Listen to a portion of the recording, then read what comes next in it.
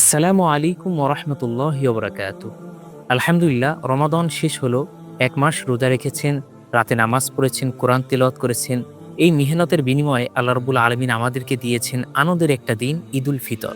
তবে একটা কথা মনে করিয়ে দিতে চাই, আল্লাহ তাআলা বলেন, ওয়ালিতুকমিলুল ইদ্দাতা ওয়ালিতুকাব্বিরুল্লাহা আলা মা হাদাকুম ওয়া লাআল্লাকুম তাশকুরুন। যাতে তোমরা সংখ্যা পূর্ণ করো, আল্লাহ তাআলার তাকবীর ঘোষণা করো এবং কৃতজ্ঞ হও। অর্থাৎ ঈদ হলো আল্লাহ তাআলার প্রতি কৃতজ্ঞতার দিন, শুধু আনন্দের দিন না। তাহলে এই দিনটা কিভাবে কাটাবে সেটাই আজকে বলবো। প্রথম কাজ সাদাকাতুল ফিতির। এটা ঈদের নামাজে যাওয়ার আগেই দিয়ে দিতে হবে। রাসূলুল্লাহ সাল্লাল্লাহু আলাইহি সাল্লাম বলেছেন, আমার রাসূলুল্লাহ সাল্লাল্লাহু আলাইহি ওয়াসাল্লাম জাকাতিল ফিতরি আন তুআদ্দা ক্বাবলা খুরুজিন নাস ইলাস সালাত। রাসূলুল্লাহ সাল্লাল্লাহু আলাইহি ওয়াসাল্লাম সাদাকাতুল ফিতির আদায় করার নির্দেশ দিয়েছেন, যাতে মানুষ নামাজে যাওয়ার আগে তা আদায় করে দেয়। ভাবুন একটু, আপনার এই সাদাকার কারণে পাশের বাড়ির একটা পরিবার ঈদের দিন হাসি মুখে থাকবে। এটাই তো ঈদের আসল সৌন্দর্য। দ্বিতীয় কাজ, ঈদগাহে যাওয়ার আগে গোসল করুন এবং সবচেয়ে ভালো পোশাকটা পরুন। ইবনে ওমর রাদিয়াল্লাহু আনহু এটাই করতেন। নতুন কাপড় না থাকলে সমস্যা নেই, যা আছে তার মধ্যে সেরাটা পরুন, সুন্নাহ আদায় হয়ে যাবে। তৃতীয় কাজ, বের হওয়ার আগে কিছু খেজুর খান। রাসূলুল্লাহ সাল্লাল্লাহু আলাইহি সাল্লামের সম্পর্কে বর্ণিত হয়েছে, কানা নবী সাল্লাল্লাহু আলাইহি সাল্লাম লা ইয়াগুদু ইয়াউমাল ফিতরি হাত্তা ইয়াকুলা তামারাতিন। নবীজি সাল্লাল্লাহু আলাইহি সাল্লাম ঈদুল ফিতরের দিনে খেজুর না খেয়ে ঈদের নামাজে যাওয়ার জন্য বের হতেন না। বেজোড় সংখ্যায় ৩টা, ৫টা বা ৭টা পরিবারের সবাইকে নিয়ে একসাথে খান। এটাই ঈদের দিনের সকালের আনন্দ। চতুর্থ কাজ, তাকবীর। চাঁদ রাত থেকে শুরু করে ঈদের নামাজ পর্যন্ত উচ্চ স্বরে তাকবীর বলুন। আল্লাহু আকবার, আল্লাহু আকবার, লা ইলাহা ইল্লাল্লাহু, আল্লাহু আকবার, আল্লাহু আকবার, ওয়ালিল্লাহিল হামদ।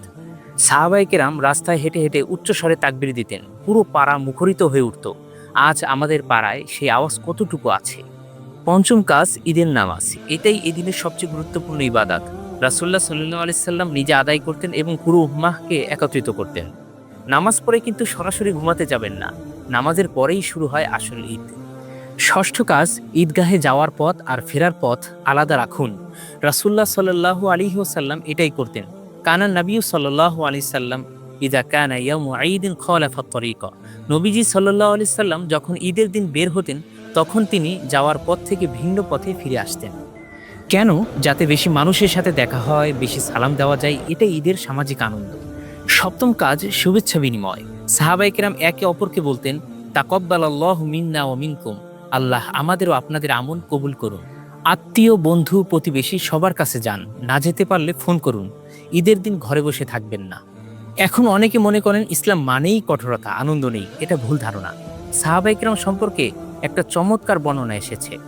কানা আসহাবুন নবী সাল্লাল্লাহু আলাইহি সাল্লাম ইয়াতাবাদাহুনা বিত-তিববিখি ফাইদা কানাতিল হাকাইকু কানু হুমুর রিজালা। নবীজি সাল্লাল্লাহু আলাইহি সাল্লামের সাহাবীগণ একে অপরের দিকে তরমুজ ছুঁড়ে মজা করতেন, কিন্তু যখন গুরুত্বপূর্ণ বিষয় আসতো, তারাই প্রকৃত দায়িত্বশীল মানুষ হয়ে উঠত। ভাবুন, সাহাবারা তরমুজ ছুঁড়ে মজা করতেন, এটা তাদের ঈমান কমায়নি। তাই ঈদের দিন পরিবারকে সময় দিন, ছোটদের আনন্দ দিন, আত্মীয়দের বাড়ি যান। এটাই সুন্নাহ। দুটি ভুল ধারণা পরিষ্কার করা দরকার। প্রথম বিষয়, কোলাকুলি। ঈদের দিন কোলাকুলি করা আমাদের সমাজে অনেক দিন ধরে প্রচলিত। এটা একটা সুন্দর রীতি, কিন্তু একটা কথা পরিষ্কার জেনে রাখুন, ঈদের দিনের জন্য কোলাকুলিকে বিশেষ সুন্নাহ মনে করার কোনো দলিল নেই। কোলাকুলি করলে গুনাহ নেই, আর না করলেও গুনাহ নেই, কিন্তু এটাকে সুন্নাহ মনে করবেন না এবং কেউ না করলে তাকে দোষও দিবেন না। দ্বিতীয় বিষয়, ঈদের দিন বিশেষভাবে কবর জিয়ারত। অনেকে ঈদের দিন কবরস্থানে যান, মনে করেন এটা ঈদের আমল। কিন্তু ভাই, ঈদের দিনকে বিশেষভাবে কবর জিয়ারতের জন্য খাস করার কোনো দলিল নেই। কবর জিয়ারত এটা সারা বছর যে কোনো সময় করা যায়, এটা ফজিলতের কাজ। কিন্তু ঈদের দিনকে এর জন্য নির্দিষ্ট মনে করলে সেটা ভুল।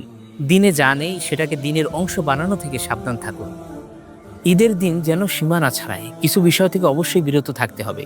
গান বাজনা, নাচ, অশ্লীল বিনোদন, এগুলো হারাম, ঈদের দিনেও হারাম। গায়রে মাহারামের সাথে অবাধ মেলামেশা নিষিদ্ধ। আর ওয়াক্তের নামাজ কাজা করা ঈদ কোনো অজুহাত হতে পারে না। আর পর্দার বিষয়টা মনে রাখবেন, ঈদের দিনও ইসলামের মধ্যেই।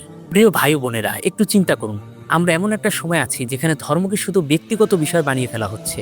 মসজিদে গেলেন, নামাজ পড়লেন, এটুকুই যেন দিন, আর বাকি জীবন চলবে আলাদা নিয়মে।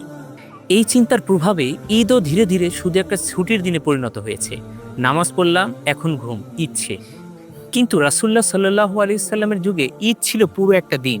ইবাদাত আছে, আনন্দ আছে, মানুষের হক আছে, আল্লাহর শুকরিয়া আছে। দিন আর দুনিয়ার মধ্যে আলাদা ছিল না। তাই সুন্নাহ মেনে পুরো ঈদটা বাঁচান। এটাই সেই চিন্তার বিরুদ্ধে একজন মুসলিমের সবচেয়ে সুন্দর জবাব। আল্লাহ তাআলা আমাদের রমাদানের সিয়াম, কিয়াম ও সকল নেক আমল কবুল করুন। আপনাদের সবাইকে জানাই তাকাব্বালাল্লাহু মিন্না ওয়া মিনকুম। আমিন। ওয়াসসালামু আলাইকুম ওয়া রাহমাতুল্লাহ।